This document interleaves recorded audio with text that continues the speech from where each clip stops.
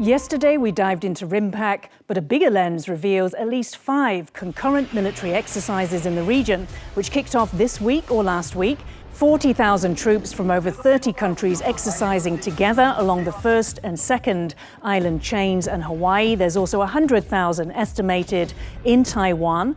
In the Philippines, there's exercise Kamandag 10. In Taiwan, Immediate Combat Readiness. In Japan, Resolute Dragon, and in Hawaii, Guam, as well as Japan, Valiant Shield. Last but not least, there's RIMPAC, also in Hawaii. So is it true that the US is withdrawing from this region and stepping back as the region's security provider? China would have you believe this. Or is the US doing what it laid out in its national defense strategy like this? To prevent anyone, including China, from being able to dominate us or our allies, we will erect a strong denial defense along the first island chain. So, are these drills aimed at deterring countries in general or particularly China?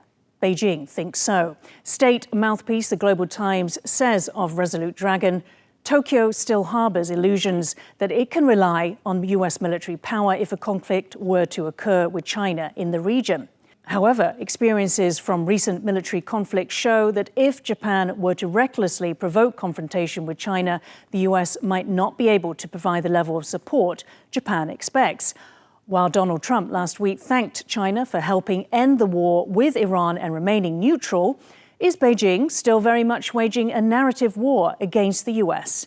Hello and welcome to Taiwan Talks. I'm Ika Vat. To discuss this and more, I'm joined by, from Manila, Ramo Ong, retired Rear Admiral and former Philippine Navy Vice Commander. From Washington, D.C., Grant Newsham, U.S. Marine Corps Colonel. And in the studio, K. Tristan Tang, Taiwan Defense Studies Initiative co-founder. Admiral Ong, welcome to the show for the first time. Thank you. Good morning. Grant, it's good to see you back. It's glad to be here. And Tristan, welcome back. Thanks for having me. On 8th of December 1941, during the Second World War, Imperial Japan launched an invasion of the Philippine island of Bataan in Batanes. It was coordinated at the same time as the attack on Pearl Harbor. The invasion was mainly launched from Taiwan, some 200 kilometers north, and was the first step in Imperial Japan's invasion of the Philippines, an American Commonwealth territory at that time. 85 years later, members of the Japanese Ground Self-Defense Force are parachuting from a Philippine aircraft onto Bataan Island by invitation of Manila as part of the 2,000-troop Kamandag exercise alongside American, Philippine and South Korean troops. They're drilling island and airfield seizure and defense, amphibious raids and military freefall operations. 唯有尊重历史事实定论，补齐历史缺憾， 坚守和平底线，才能让战争悲剧不再重演。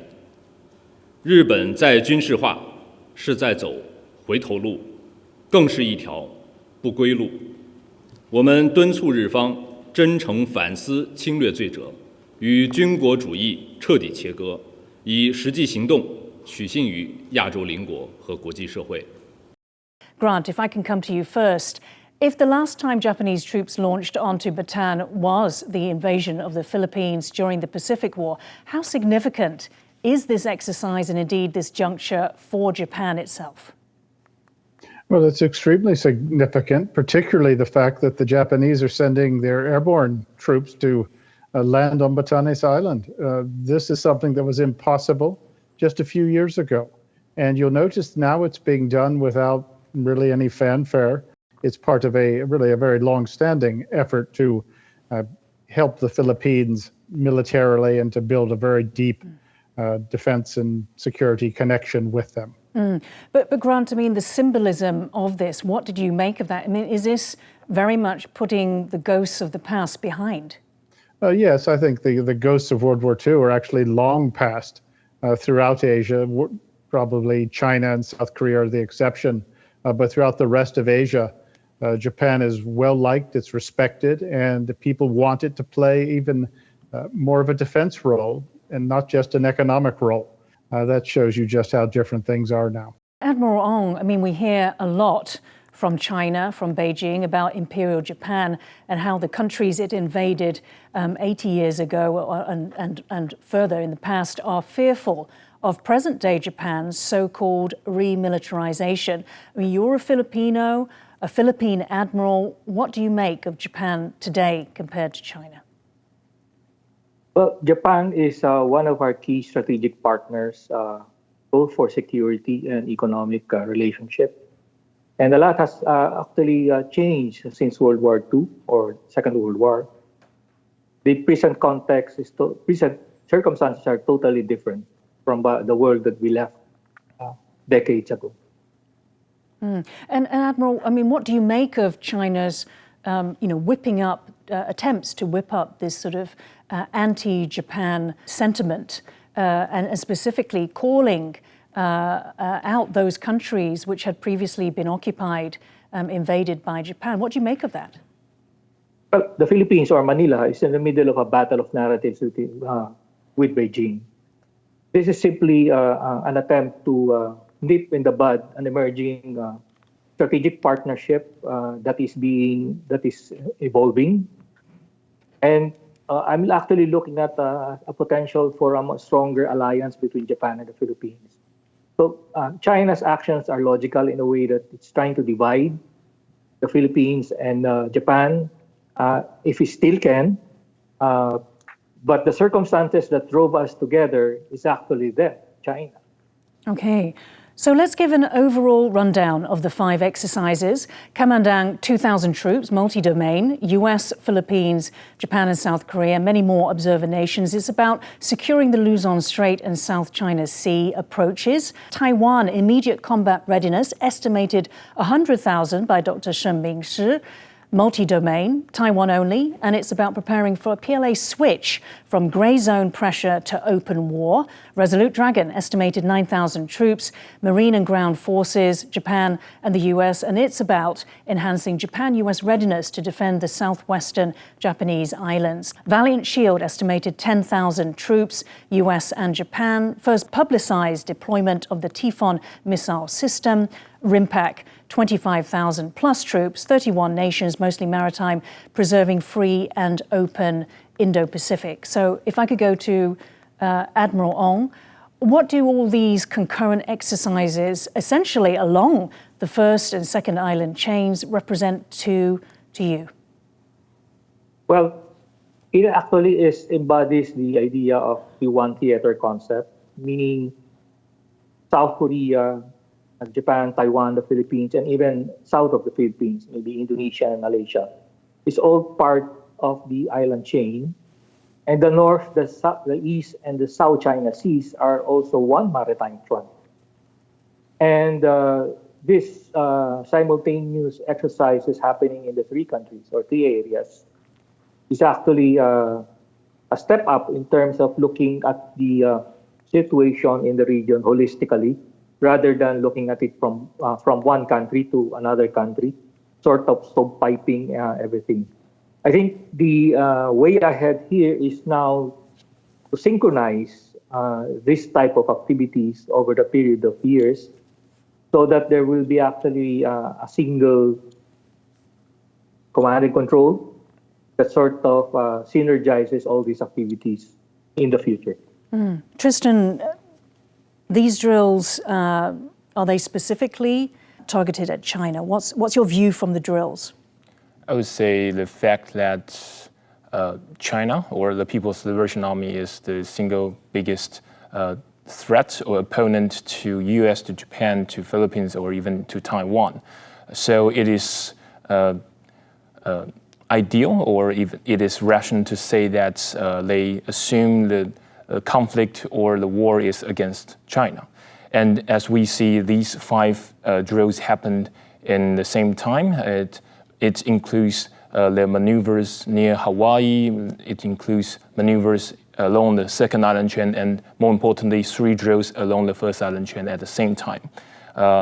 As we have seen in the past, in the previous years, that the PLA Navy has started to, their Navy has started cruising in the Philippine Sea beyond the first island chain more often than before. So it means that if the conflict between US and China happened, even the Philippine Sea, the second island chain, would be a single theater linked to the first island chain. So this kind of large-scale drills, of course, in different area and not under a single umbrella name, but it also tests or forged the capability for U.S. and allies to operate in a single command.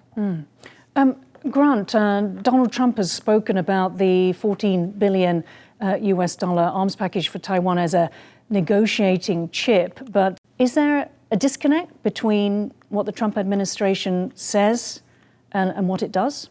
I don't think so. There's a tendency to get a little too excited about things that come out of President Trump's mouth. And look at what the U.S. is doing. All of these exercises that you've described, it's the U.S. military that's playing a major role in them. The U.S. is giving more support to Taiwan than it ever has. It's got more advisors in Taiwan than ever. And so you look at the U.S. military presence around the region, and particularly sort of Western Pacific, East Asia, Northeast Asia. And the U.S. is very involved, and there's no sign that it's going to to pull out of this either. So I would always caution against taking what Mr. Trump says too seriously, but look at what he does, look at what the United States does, and that's usually the better guide for you. And Tristan, South Korea is training in Kamandag with Japan and the US and the Philippines. So is it true to say that, previously Seoul has been more reluctant than other US allies to join these kinds of exercises? I would say there are two levels. The first is the South Korea and the Philippines relations. They are boosting the relations. In the past decades, South Korea has sold their fighter jets and frigates to Philippines, and of course they formed the strategic partnership in 2024 to hype up the further defense cooperation. But on the other hand, this particular military exercise is basically targeting the first island chain situation, aka the potential China-US conflict, or a conflict between Philippines and China. South Korea think they need to have a better experience, better relations with other countries in the first island chain. And of course, we know that China has hyped up the attention or conflict with South Korea in the Yellow Sea in the previous years. So it is quite understandable for South Korea to forge interoperability with the Philippines, with the US, with the Japan. Just going back to Grant, you've been an observer in this region, and obviously know Japan very well. Would you say that this is remarkable, a significant change for South Korea? Oh, it's always hard to say with South Korea. South Korea is playing a regional role more than it ever has. We'll always have some difficulties with Japan, but you'll notice that the South Korean and the Japanese militaries have had actually a pretty good relationship going back a number of years. Yeah, but nonetheless, having the ROC military out and about, not just in the Philippines, but really all over, participating in exercises, does suggest that South Korea hasn't entirely gone into the Chinese fold and is still on the side of the free nations. Admiral Ong, there may be doubts over American commitment to allies in other parts of the world, including, of course, with regards to NATO. However, is it a different story in this part of the world, and especially along the first island chain? Well, for contingency purposes, this is my personal opinion. My fear is a sort of a modus vivendi between Xi Jinping and Donald Trump, in which case certain interests of the region, particularly the Philippines, would be sacrificed. And so in a way, we are Trump-proofing our alliances and partnerships by basically diversifying it. So while we do have these exercises with the US, which is because we are allies, we are also bringing in into the fold other partners like Japan, South Korea, Australia, and other European states into the picture, basically to ensure that there will be some level of commitment from other countries, even if, let's say, the U.S. capacity is diminished because of other interests or other commitments in the rest of the world, which would incapacitate or limit its ability to actually be present here in the region. So we're dealing with a vacuum, a power vacuum here in the region. So, Tristan, from the Taiwan perspective, is there perceived to be a power vacuum in this region? I mean, are we sure in the US commitment? We heard essentially two different views there from Grant and from Admiral Wong. I would say one important factor is whether the US still forging the capability to intervene or to maneuver along the first island chain. As we've seen these military drills, that it is clear that the US military is still forging the capability for interoperability or better interoperability. So I would say the indicators still exist. I would not characterize it as a vacuum. I would say they're still preserving the option to engage and not letting China has the opportunity to slip into this vacuum. Okay, now let's hear from the Japanese Defense Minister talking about Valiant Shield. 今月22日から開始するバリアントシールド2026に参加するタイフォンは高い機動性を有するアメリカ軍のアセットです。こうしたアセットを自衛隊施設に一時展開させ共同訓練を積み重ねることはアメリカ軍の機動展開能力を向上させるとともに日米の即応性や相互運用性を向上させるものと考えています。今般の取り組みはあくまで訓練参加に伴う一時的な展開です。 Grant, so China likes to criticize the US and its allies in general about these exercises. Now, if I was to play devil's advocate, there do appear to be a lot involving the US and allies. Why is it not accurate to say that Beijing is the victim of military pressure, and particularly with the use of the Typhoon system? Well, until about 2017, the US military, in that, you couldn't even say China was an adversary. And my point is that America did everything it could to accommodate the PRC militarily, economically, and to welcome it into the civilized nations and as a responsible stakeholder. And yet after Tiananmen Square in 1989, the Chinese Communist Party gave marching orders to the PLA, be able to defeat a military that has aircraft carriers. And that meant the United States. So while the Americans and the rest of the free world were really doing nothing to challenge China, to restrain it, China built up a military that could potentially, that is a threat to everybody in the region. I've never heard anybody talk about attacking China. In fact, it was the reverse. The Assistant Secretary Joseph Nye said in the 1990s, if we treat China like an enemy, it will become one. Therefore, we're not going to. So China has sort of taken the goodwill of the free world and built up a military to dominate and really defeat its neighbors in the region and beyond. And now all the free nations are doing is belatedly waking up to the fact they need to defend themselves. So a little bit of context in history is very important. If there's countries that are exercising to take on China, it's because China is the one who has picked the fight and wants it. And if you can address the Typhoon missile system, which China often likes to use to accuse, the US and partners of belligerence. China would prefer to have its adversaries, they will call them their enemies, they would prefer to have them defenseless.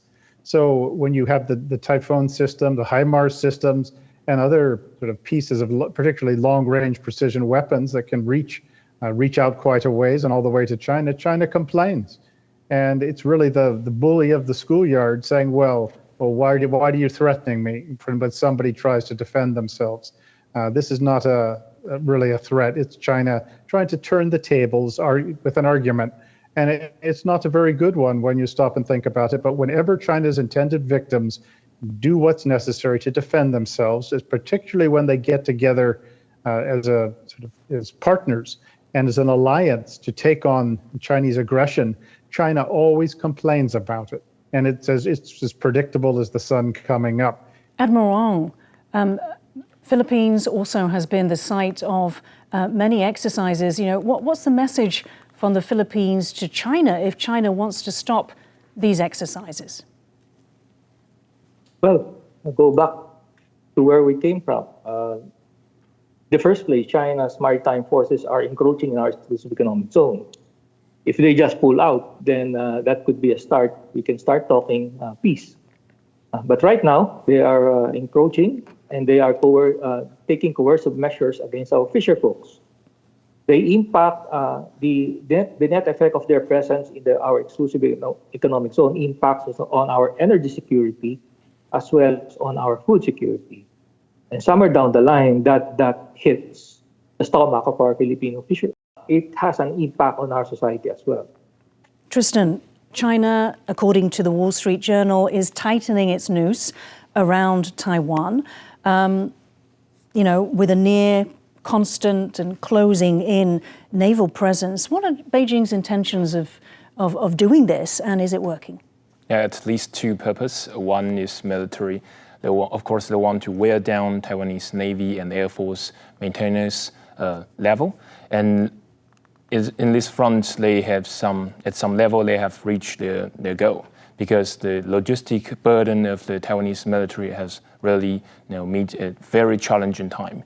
But on the other hand, another purpose is for political. They will, of course, want to wear down Taiwanese will to fight or will to defend ourselves. But according to a lot of polling, including our mainland affairs polling, the support for the one China or one country, two system did not significantly raise, and our government still very eager and very actively to build up our whole society defense resilience. So I would say on the military side, they have some outcome we have already seen, but on the political side, they have not succeeded so far. So we'll have to wrap up there. Thank you so much, Tristan Tang in the studio, and Admiral Rommel Ong from the Philippines, and also Grant Newsham from the US. Thank you so much for joining us tonight. If you liked our show, please search for us on YouTube, give us a thumbs up and hit subscribe to our channel. Thank you for watching the show today. Stay safe and see you next time.